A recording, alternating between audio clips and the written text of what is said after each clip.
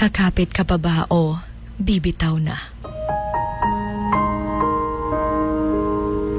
May mga pagkakataon sa buhay natin na gustong-gusto nating ipaglaban.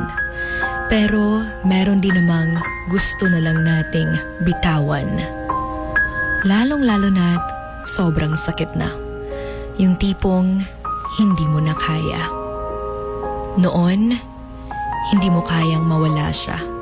Pero ngayon, hindi mo na kaya yung sakit na kasama siya. Hindi lahat ng mga nagmamahal ay matapang at kakayanin pang kumapit kahit wala nang makakapitan. Kaya minsan, mabuti na rin yung bumitaw, lalong-lalo na't hindi ka na pinaglalaban. Lalong-lalo na't hindi ka na rin pinapahalagahan. If you want to be truly happy, then learn to let go. Don't be a prisoner of your past or sa pag-ibig. Dahil minsan, kahit pinaglalaruan na tayo, pinaglalaban pa rin natin. Well, hindi naman masamang kumapit pa.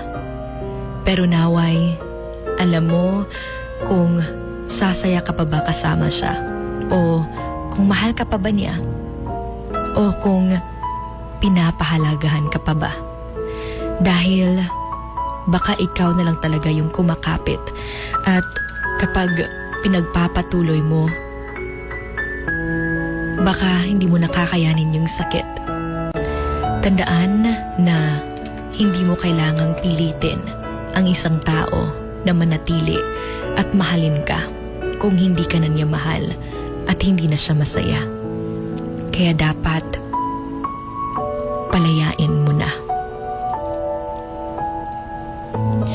Huwag mo nang pahirapan pa. Huwag mo nang pahirapan pa yung puso mo. Sabihin mo sa kanya yung totoo.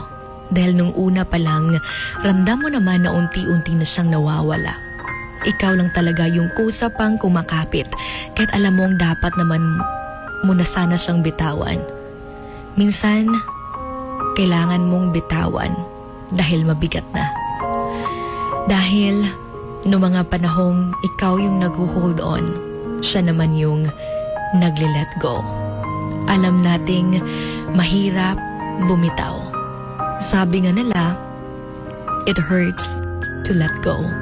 But sometimes, it hurts more to hold on. This is Sugar Dolly, your Hugot Babe, and you're on Wild FM 103.1. This is Emotions Going Wild.